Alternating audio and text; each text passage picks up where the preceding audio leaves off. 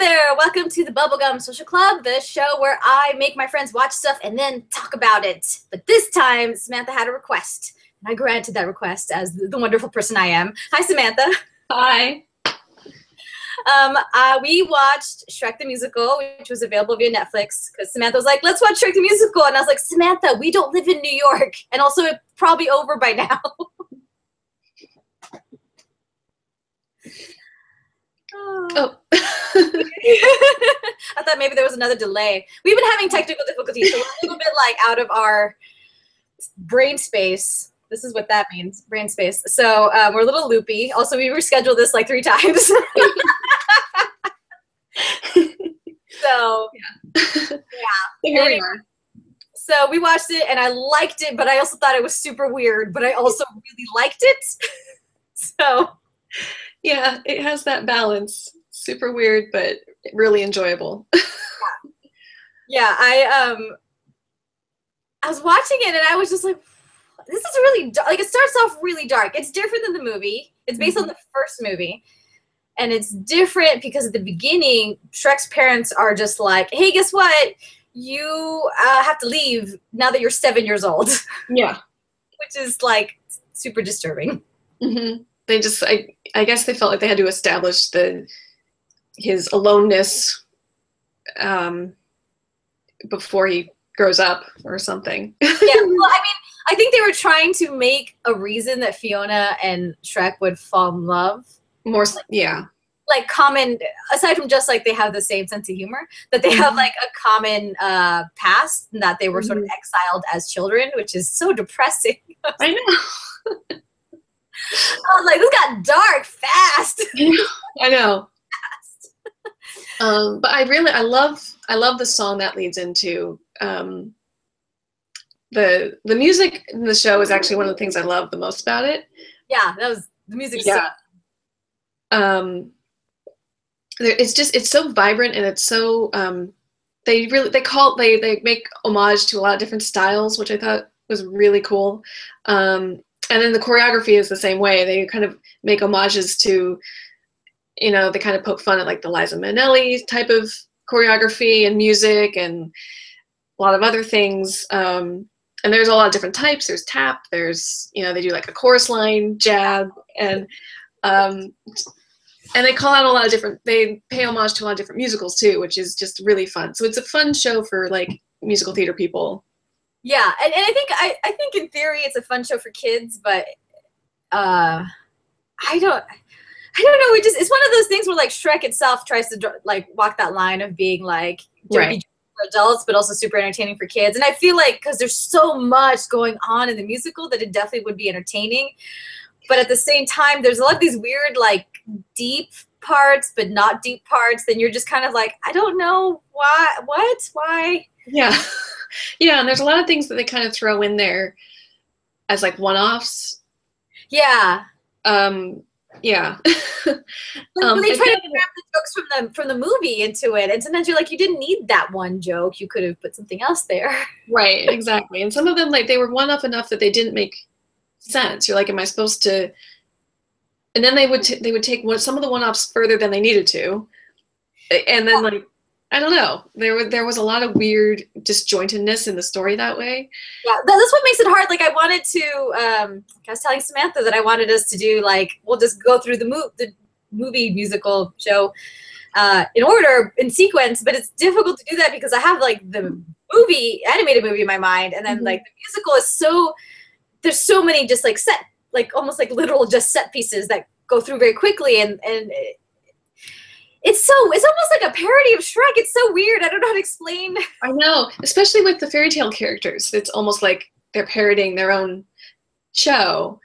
Yeah, yeah. Well, because so you're watching this show, and it's okay. Shrek is there, and then you see little baby Fiona being taken by her parents, like in the Shrek song about how he's 7 and he has to be on his own because reasons, and then. Because plot. Yeah, exactly. And then he ends up in the swamp, and he's all like, "Yay, swamp!" I think. And then your big, bright, beautiful world. It's that one. Yeah. Well, yes, that one. And then we segue into I don't know, is Lord Farquaad introduced first, or is no? He's like introduced later. And then first, all the fairy tale people come out onto the stage, and you're just like, wait, what is this? And then they decided to take all of the sub characters that had super minor roles and give them like a main story, and you're like, that wasn't. I don't. Yeah, for some reason. Yeah, Pinocchio in the movie was not that funny. Why did you pick him to be the main? Yeah, that was really it. And we were talking about this earlier, is that how annoying Pinocchio is in the musical and the movie, but the musical he's especially annoying. Well, because he's like supposed to. The reason I found it annoying, because the actor who plays him, John Tartaglia, is awesome. I love him.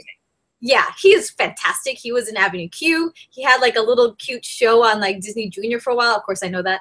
And you know, he's a puppeteer who is playing a puppet on the show, which is hilarious. But I didn't sympathize with Pinocchio at all. I was like, no, he just creeped me out. Yeah, he was mean. He was mean and annoying, and I think we were supposed to be like, oh, poor guy. But I was just like, okay, stop talking. Shut up. Yeah, no more. Please express yourself through dance, because that was so much better. Exactly.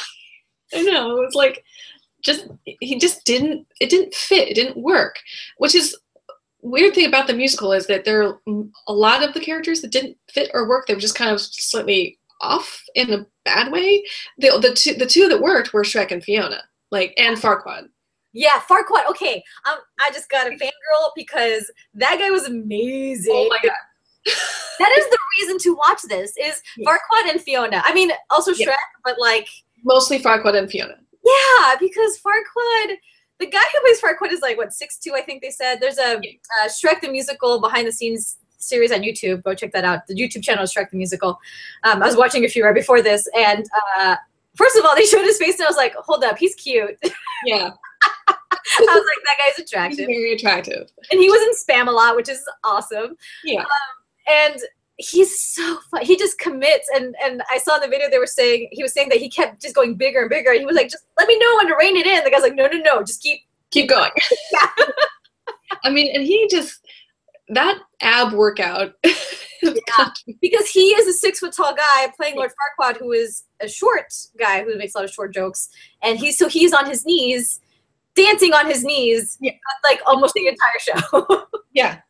And that was just brilliant. I was like, that is commitment, and that is amazing. Amazing thigh work. It's amazing. It's like, just watch that for like, feel bad about yourself. I was like, I need to go do sit-ups now. Because if he can do that, my God. It was amazing. I mean, they really make it look like he's dancing, and they did a good job. And the way he, like, there's scenes where he is on top of like a building, like looking out into the audience, and he has these little fake legs hanging on the edge of the building, and he just moves them in a way that looks so natural. It doesn't seem like the right word, but it flows so well, and it's so funny. Yeah, I know. He just does a brilliant job, and he's so funny. Like, just like they were saying in the behind the scenes things, how he can take like a comic beat and turn it into 3 comic beats. And I was watching it again. I was like, that's so true. He just has amazing comic timing. Yes, totally. This scene where he comes out and meets Fiona for the first time, and he's on the pony, and he's like, plastic pony. Plastic pony.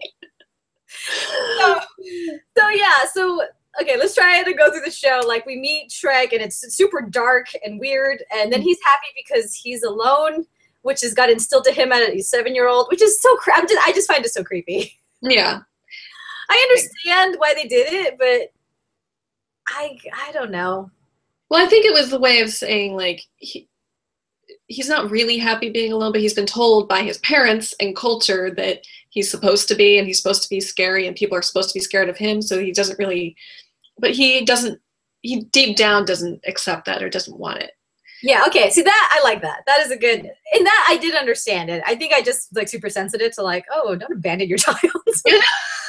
And then we see the storybook people, and we're all just kind of like, okay, that happened. And then Lord Farquaad gets introduced. Yeah, I think so. Yeah, I have notes, but it doesn't really. Yes, Lord Farquaad terrorizing the cookie puppet. Uh-huh. The Muffin Man. Muffin Man scene is intact and also hilarious. I love later on when he comes out, like the girl who plays the cookie comes out and she's like dressed like a really cute fairy and she's doing the voice, and I was like, that was amazing to me. Yeah. I didn't have to hear it for like a really long extended period of time. Yeah. Pinocchio talked and was angry and upset, and I mean rightly so, but like I would have liked to hear other people talk. Yeah. It just didn't work. That didn't work for me at all. I didn't understand how he represented everybody when he was also like trying to reject them at the same time. And yeah, he just had a weird, like there was not enough time to have character development, but they tried to like shove a bunch of it in. That's the thing, is that when you were introduced to Pinocchio, he keeps insisting he's a real boy and he shouldn't be with all these fairy tale characters, and then, which I can't remember if that happens in the movie, but then later on they say like, no, that's not true, Pinocchio, you know you're just a puppet, and then he like is quiet and like sad for like 2 seconds, and he's like, you're right, I will join you in our fight, and I was like, yeah, suddenly gets all this like courage, and he was really squeamish before, and I don't know, it's just weird. It didn't, if the whole show had been about Pinocchio, which would have been awful, but if it had been, they would have had time to like actually give us a reason to like Pinocchio. So I feel like just the story didn't do service to like John Tartaglia's abilities. Yeah. That made me mad because I was like, dude. Yeah, but the thing is, he was the magic mirror, which is crazy. Which brings me to the other thing that's amazing about this. There's so many quick changes in the show. There's so many quick changes in the show. I don't think you understand. There's so many quick changes in the show. Well, for him in particular. And then, okay, so I'll keep going. Sorry. And then we meet Fiona, but we meet like little baby Fiona, right? And then we meet like slightly older Fiona, and then we meet Sutton Foster Fiona, which she is amazing. Hello. Yeah. Yeah, if you don't know who Sutton Foster is because you're not obsessed with musicals as much as other people are, she's also been on TV a few times. I think she was on like that Bunheads, yeah, ABC Family show, and then I think another new ABC Family show where she's pretending to be like a 20-something when she's not. Which is, I don't know how I feel about that, but I'm sure she's hilarious. Yeah, I mean, the reason, so I discovered Shrek the Musical because, and my musical theater street cred may go out the window here, but I was very late to the Sutton Foster adoration train. I didn't know who she was. It wasn't that I didn't like. Yeah, no, same here. I had no idea who she was, and then I started watching Side by Side by Susan Blackwell. I think I sent you a few of them. Yeah, she just does like weird interviews with like Broadway people, and they're very silly, and they go do silly things, and she licks people's faces occasionally. But that started with Sutton Foster, and I was like, I have no idea who this lady is. And once I heard her name once, I just started seeing it like everywhere. I know, that happened to me too. She's just got this incredible voice, and she's so pretty, and she's just amazing dancer, and she's hilarious. She's so funny. Yeah, she did. I mean, just look her up on YouTube. I'm sure she did a lot of numbers on like the Tony Awards, and she won a Tony Award. You know, she's So when I found out she was in this musical, I was like, why is Sutton Foster in Shrek the Musical? I know, I kind of thought the same thing. But this musical introduced me to her, and the song that the three Fionas sing that we were just talking about, like that was my main introduction to Sutton Foster, is like, this girl is amazing. And I love that song. And it does a really great passage of time, I think, and introduces her character really well. Yeah, well, it really reinforces the idea that she grew up by herself in a tower on her own. And later on, she has this line saying, like, I cooked my own food. I had to deal with all the byproducts of living this tower by myself from a young age, which is more it's comparative to what Shrek went through as they're arguing over who had it, like, the worst. Yeah. But that song is amazing because you hear the little girl singing, and then when she comes out, she just has this like power behind it because she's not scared to look dumb to be funny. Yes. Yeah. She's got that Amy Poehler. Yeah, she does the Amy Poehler thing of like, you can't look stupid if you're having fun. Yeah. So you're right. That number is amazing. I'm gonna have to like go back and find those songs and listen to them because they're just... I know. I love that one. And then, so Shrek goes to see Lord Farquaad because he wants his land back, and then Donkey shows up, and we were previously having a little discussion about Donkey as a character because, well, you go ahead. You have thoughts. Well, we both agreed that we didn't like the portrayal very much. We don't think it was the fault of the actor. It really seemed like the fault of kind of direction and the writing, because he seemed to be trying to work with what he was given in terms of direction, in terms of script, I feel. And he just, he hit the mark more often than the Pinocchio thing. Yeah, he got a lot of laughs. I thought he was genuinely funny, but I think that part of the problem is, and I had a comparison, but you know when you think of a comparison, you realize that nobody will understand it except for you. He plays it more scared than sassy, which is a terrible use, but like it's more I'm scared and less like I only deal with things through humor, which is kind of what we get in the movie. Like, you know, Donkey's scared a lot of the time, but he makes jokes in a way that tries to kind of compensate that. Whereas this seems to be more like, you know, the scaredness goes before the humor. Exactly. Yeah. Kind of he had a weird interpretation that way. And I will say, I think he probably had the toughest job as an actor because Donkey in the movie is so funny. Yeah. And it's Eddie Murphy, right? Yes. Yeah. And I mean, how do you not mimic that? How do you make it your own, but still keep the Eddie Murphy humor, which is the quintessential or the essence of that character, which everyone loves so much. And they just no way to do that. So I think he really kind of found like a really muddled path. Yeah. And you also have to not like, sorry, go ahead. Oh, sorry. No, that's okay. Just trying to make it his own, but also trying to keep the original humor just didn't quite work the way they wanted it, I think. Yeah, and trying to not show up anybody else, I think, might have been a problem because when they're on stage, they're the same height. Yeah. The cartoon one is shorter than the other, so that leads to a visual separation of the two characters, and here they're the same height, so you could have had a problem where Donkey was funnier than Shrek. I mean, that's not a problem, but if they had been funny in the same way, that would have been a problem. So I think that's another thing they probably had to try to figure out. I don't know, consciously or not, but so that's why I was like, I want to like you so much, and you're funny. You're funny, but it's just not. I have the same thing there all the way. It's not quite there. But he did a really good job. He did a really good job, and I think watching it is. Yeah, I'm really happy you made me watch this, even though I was like halfway through and I was texting you like, what is this? I know, it's a little like acid trippy and like places, like it's just weird, but it's so much fun. It gets better when she comes in. When Fiona is in the show, that like better. My favorite part, and I texted you about this as I was watching it, my favorite part is when the dragon shows up. Because the dragon is this giant puppet. It's completely amazing and is voiced by 3 women who were like dressed up like dragon scale. Like vampy, like like they're just amazing and they're so funny and the dragon is just beautiful puppetry done by Jen Tartaglia, who does an amazing job taking care of all that, which is insane. But yeah, I was like thinking like, how are they going to do the dragon? And I got nervous because it was actually kind of scary the way that they. I know. Did it. And it was really like impressive puppet. Like that was a really cool part. Yeah, like, watch it for that too. I would totally recommend watching it for that. Just, I mean, if you're somebody who's into, just the set pieces, the makeup, the visual of it, along with the humor, I would totally say watch it. Definitely.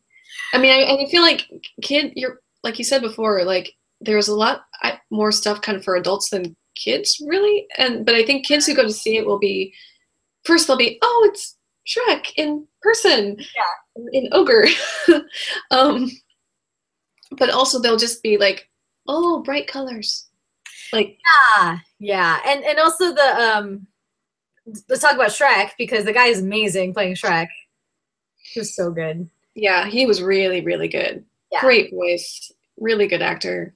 When I saw what he looked like without the makeup on YouTube, I was like, and he's so soft spoken. It's weird.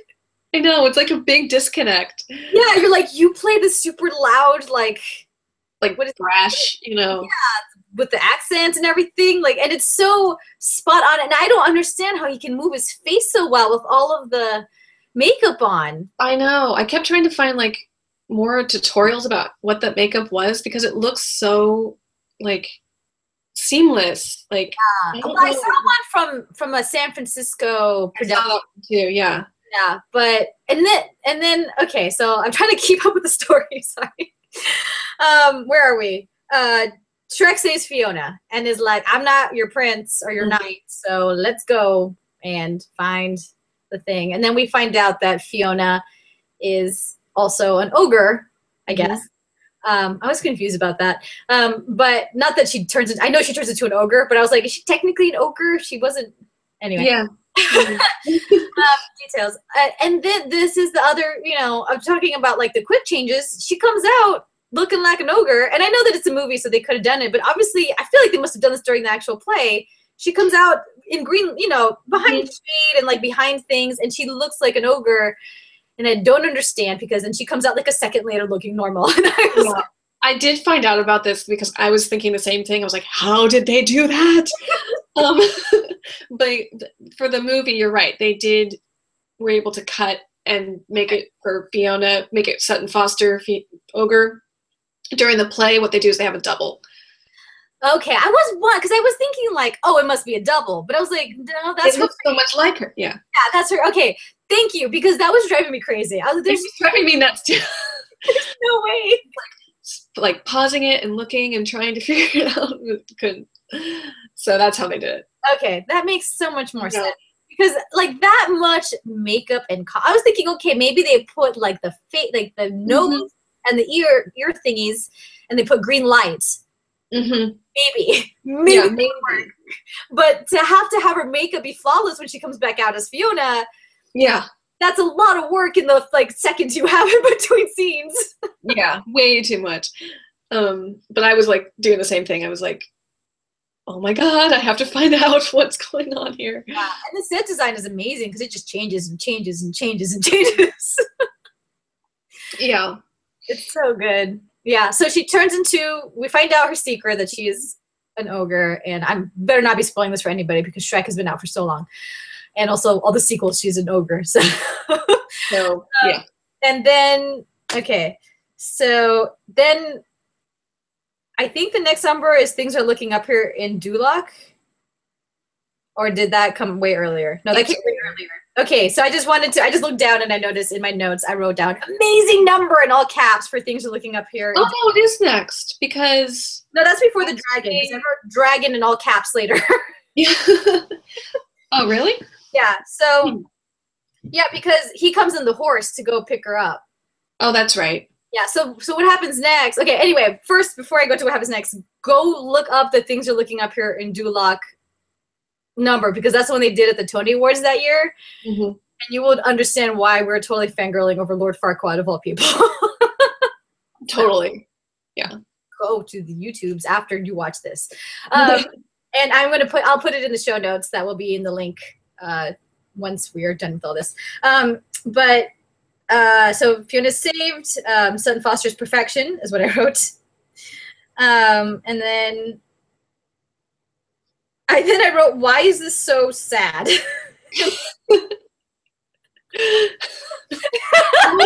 Is that the ballad that they sing? I think so. I think that must be what it is. Because that one made me cry. Yeah.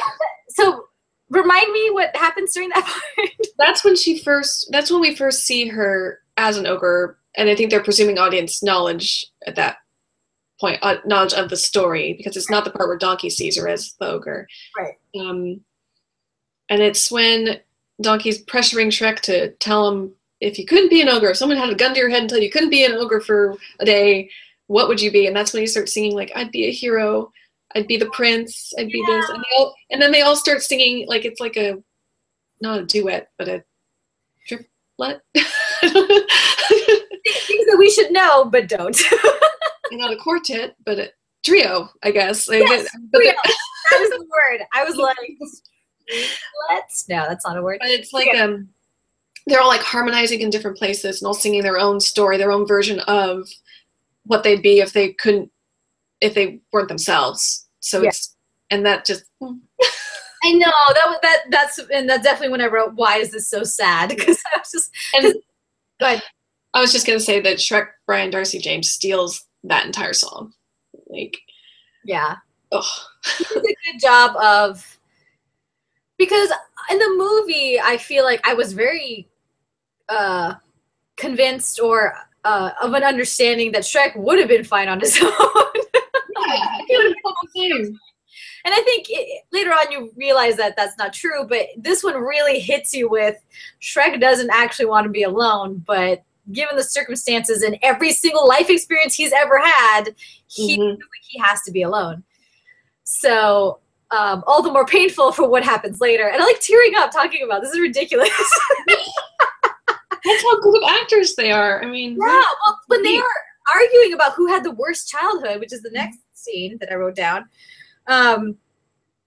it was just like, first of all, that's not a good thing to argue about. But the realization that they have a lot in common, and Donkey being like, "You just kiss already," because I mean, come on. Yeah. Yeah.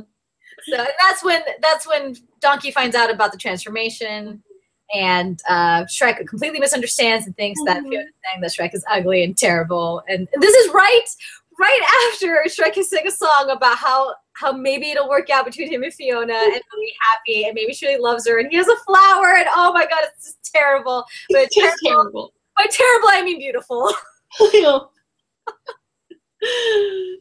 Beautifully terrible. I can't even with that. Yeah. So good. And I'm sure Pinocchio shows up somewhere to ruin it, but yeah.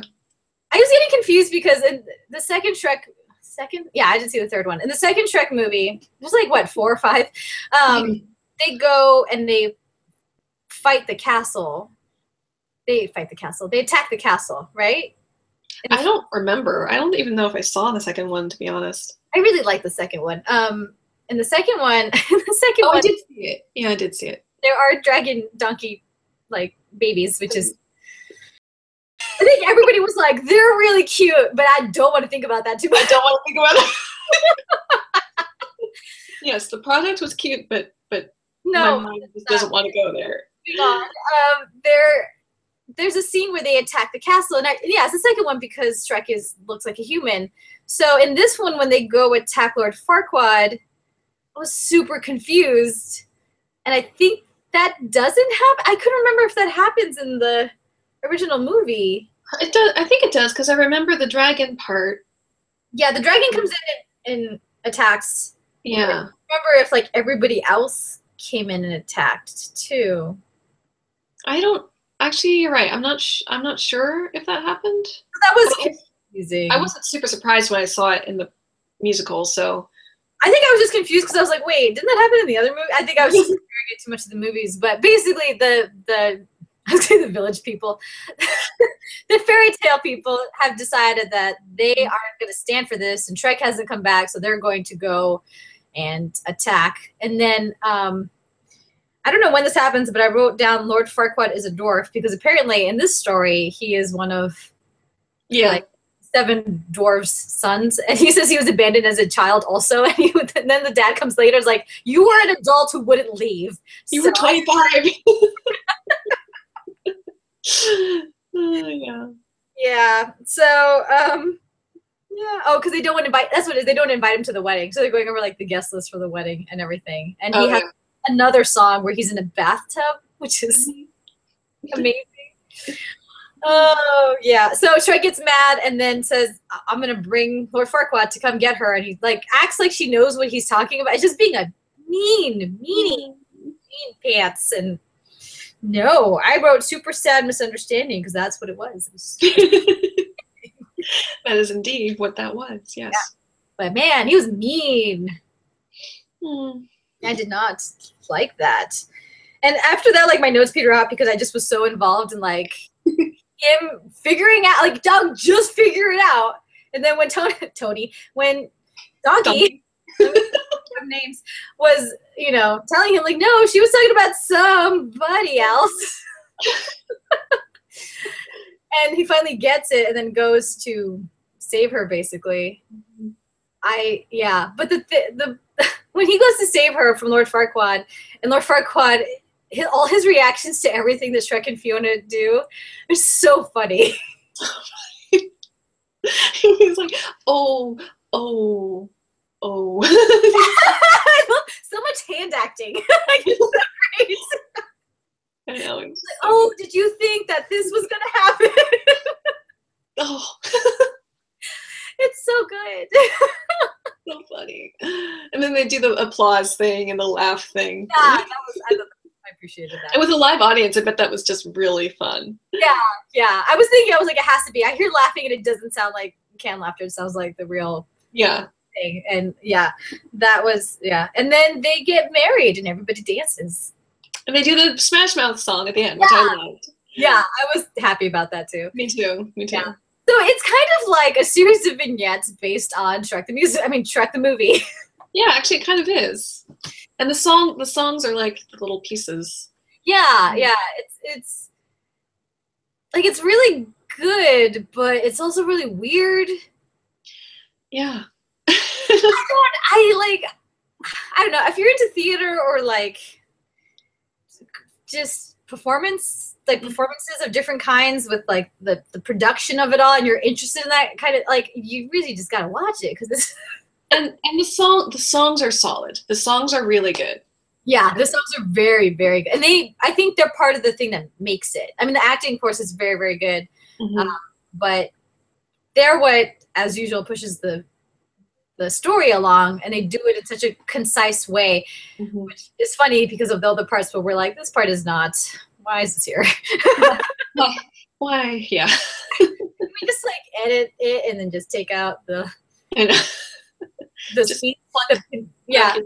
Pinocchio gives this whole, like, I wouldn't mind if he had been there with the same mannerisms and voice and everything, but as like comedy, not as like a heartfelt story of discovering and being true to yourself. Not like something we were supposed to care about. Like introduce a new character even, you know what I mean? Like some sort of background fairy tale. And some of the costumes were like, and don't get mad at me, but some of the costumes were a little Halloween Town. Yeah, no, they were. Actually, that's exactly what I thought when I saw it for the very first time. I was like, this kind of reminds me of Halloween Town. Yeah, like the witches, I was like, not, I feel, given what you've done with the rest of the show, this is where you had like weird nails that were like falling off. They were like fabric. They weren't like plastic. Yeah. I know. Yeah, there were some things that you're like, really? You couldn't try a little harder on that? Like the broken wand joke that it wasn't really a joke. It was just like, oh, it's broken. And then it was fine, like, in the next scene. And that's like that would have been funnier as an ongoing joke and not as like a one-off. Like you said, there's just things that kind of don't... hand gestures explain everything. It's true though. There are a couple things where you're like, what? Okay. And then luckily there's a good scene that follows right after. Yeah. You know? But most of those moments were with the fairy tale characters, I thought. Yeah. Because there was one character that I think was supposed to be a clown. I think she was supposed to be Humpty Dumpty. But she didn't have the egg part, which is you can see in other productions. Oh, okay. Either that or she was supposed to be like Tweedledum or Tweedledee. That kind of makes more sense. I don't know. I mean, like, I'm wondering if there's things that they had to take out just for time. Yeah. Might have made more sense. Maybe. But I still would just recommend it for just, like, the weird trip it is to watch it. Yeah. It was just fun. And like I said, that's how I discovered Sutton Foster, and I fell in love with her because she's just amazing. She has this awesome tap number. Yeah, the tap number with the mice. That was genius. It was so good at so many. Like, they did everything that you would have seen. Like, every piece of that number is something from like a different. That would have been in a different. Yeah. Like, I don't want to give it away, but they have different mice, different kinds of mice in the number, and it makes it so much better. And it's so much better than the scene in the movie where she makes the bird explode. I mean, they have that in the musical too, and I was like, I hate that so much. Yeah. But I think, yeah. good. No, I think this was, isn't it in the first movie where she meets the merry men and does the kung fu thing? Yeah, that is. Yeah. So I think this was their kind of answer to that. Yeah. That's what I felt like. Yeah, and I think this was in some ways better because I think that for some reason the Shrek movies kept referencing like Mission Impossible and The Matrix over and over and over again. You're like, you guys are 4 minutes in. You can stop now. There are other things to reference, guys. I know. I forgot about that. Yeah, it's like they stopped watching action movies after a certain point and just kept referencing the same ones. Yeah. There are other things that you can do. just to, just give it a try. Yeah. There's several years of movies have been made since those movies.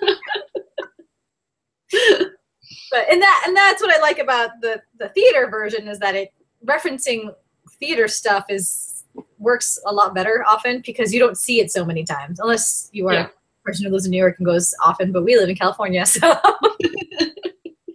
so that's yeah. But anyway, thank you for making me watch this. It was great. I'm so glad you liked it. Yeah. It was fun. Is there anything else you wanted? I hope we did an okay job going over it. It was kind of crazy, but is there anything? No, it's good. It's just like this weird little thing that is in the world. Yeah, and it's available via Netflix, which I was so surprised by. And I was thinking, are there other musicals that I don't know about that are floating out in the universe? Yeah, because when you told me, I was like, I don't know if I want. And then it started, and I was like, okay, I'm excited. Like I'm gonna watch a musical that was on stage. I'm excited. Yeah, so it's worth watching. It totally is. Even just like watch it and come back to this video and write your opinion in the comments because there's so much. It's just amazing. I'm gonna go and go through all the YouTube videos talking about the behind the scenes stuff and the one on Lord Farquaad. When you see him, you're like, wait, you're because they draw his eyebrows on. I know. He's the best. He just works his face. It's amazing. Mm-hmm. I know. Yeah. Super highly recommended for sure. And yeah, I hope the next movie, because it's my turn next time, and hopefully when the next movie I pick, you will also like as much, but we will see. Yep. Anyway, thank you for doing this with me despite all the technical difficulties. You're welcome. I'm glad we could finally get it scheduled. Yes, yeah. So there probably won't be any more videos until like July-ish because I'm busy this month. But there's more to come and lots of plans. And I know I keep saying that, but we're getting there. As soon as everybody gets over all their colds and, July happens, we're going to have lots of stuff, new things coming. I'm super excited. So I'll talk to you later. Bye. Bye.